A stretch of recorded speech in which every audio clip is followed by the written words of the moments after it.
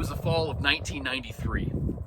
I was at my hometown in Logan, Iowa, and it was my senior year, and we were playing our first football game at our home game at our own turf, and it was against Kirkman Manila. They were a good team. They were a class higher than us, and we have had a history of great teams that I had been part of my freshman, sophomore, and junior year, and we were really having great anticipation going into our senior year. We had a hard-fought battle. That game was tight, and at the end of the game, our score was 6-6 with a few seconds left. We had the ball, and we had a great kicker. And we were lined up to kick a 35-yard field goal to win the game with a few seconds left in the game, and the other team calls a timeout. When they called timeout, we all walked to the sidelines. I remember looking at one of my best friends, Trevor, who was going to be the long snapper to snap the ball to me, and we were nervous. We wouldn't even look at each other almost.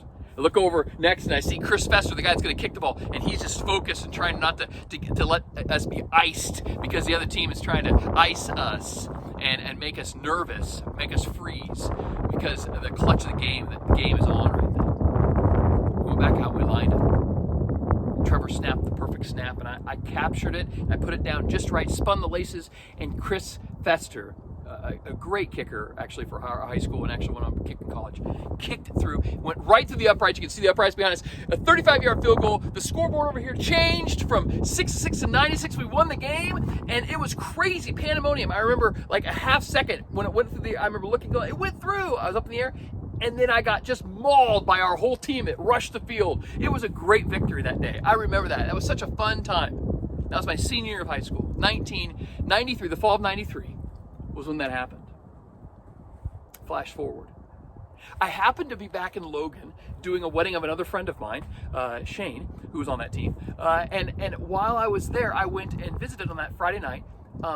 Logan, my parents, there, and they had a home game for the football team. And so I went and watched the home team. One of my best friends, the long snapper, Trevor, had kids that his high school sons were playing, and I was watching them, and it was great fun. And as I was there, I realized and found out that actually the kicker from our high school, I remembered, had moved actually to another town, West Monona, which actually was the opposing team that had come to Logan to play that very night. Crazy.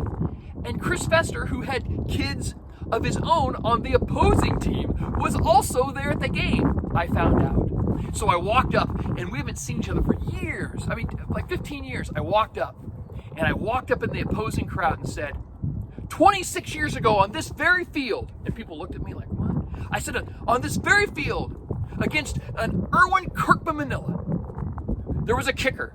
His name was Chris Fester, and he kicked a 30-yard, and at that point, Chris Fester in the back said it was 35. It was 35-yarder, and I said to win the game. I said to win the state championship, I think. And we just started laughing. He hadn't seen me. I hadn't seen him for 15 or 20 years. We laughed. Everyone around us said, "What? You know this guy?" And so he acknowledged that he knew me. But it was funny because as I got to that field and I saw my friend Trevor and Chris, I remembered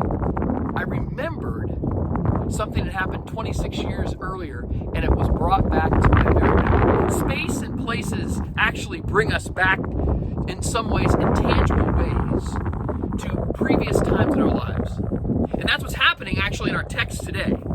What's happening in our text today as we look at Jacob's life is that Jacob, through his life, actually Jacob means heel grabber. He's kind of a double crosser. He's double crossed a lot of people, and we're going to see actually also tomorrow in a story that's between the two stories today that there's an arc of change that's happening in him.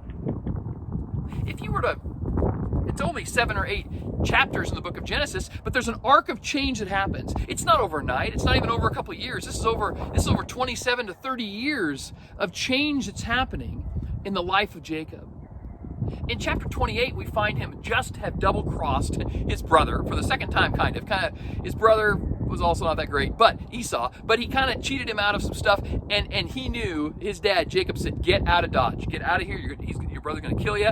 So he sends him north to go up to where his older family, who is Laban, actually, who's a dirty double-crosser as well. And so Jacob kind of runs, and as he's running for his life, actually, from his homeland to go up and live up north with a distant relative, he's on his way, and God meets him. He's not particularly looking out for God, actually. He's actually just kind of on the way. But this place that as he travels along in chapter 32 28 of Genesis, he's actually traveling along. You can read along with that. And as he's there, he's going to sleep, and he grabs a rock, and he sleeps on this rock as a pillow. And in that moment, he has this dream where he meets God in an amazing way. It's like this. Sometimes you'll hear Stairway to Heaven. It's not like a ladder, but it's more like a stairway ziggurat type thing, kind of like a stairs up. But as he has this image and understanding of the closeness of God, of angels ascending and descending. He's like, wow, God, you are real. Have you ever had that happen before? An event in your life where God has broken in and you felt like he's real? Well, that's what happened with Jacob here, but he wasn't really praying yet. He was like, wow, God, you're real, but he wasn't there yet. We see over the next several chapters, over decades of him learning about the character of God and actually beginning to find himself in the middle of being double-crossed, as he is a double-crosser. And we find him in various situations running for his life, and actually in the midst of that, and tomorrow we'll talk about the first time he prays as he wrestles with God. But he encounters God in a new way. And in chapter 35 of Genesis, we are aware that as he's there, he goes back to this place that he calls Bethel, the house of God, where God promised him the same promise that he'd promised Isaac and Abraham, that he would bless him, and through him he would bless all the nations, that he would be with him, and he would go with him wherever he would go. This promise to fear not and to be present is something that we keep hearing in Abraham, Isaac, and Jacob. And as they understand that in a greater way, their lives of faith and prayer and everything else changes. And what we see in chapter 35 is this arc of change that happens. He returns to Bethel. He returns there.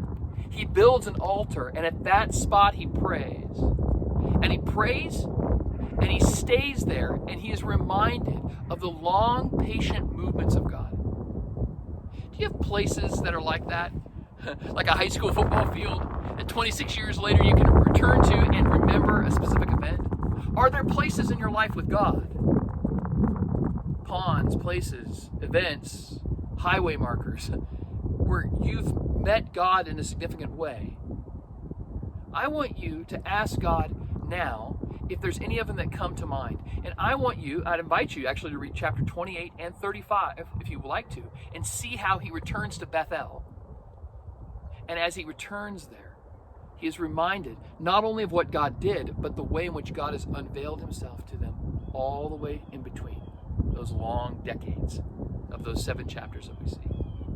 Where are your Bethels? Places that God has met you and that you might want to return to, whether you can't do it physically or you can actually just pause and remember that space as God brings it to you and pray with a new awareness of God's love and long presence with you.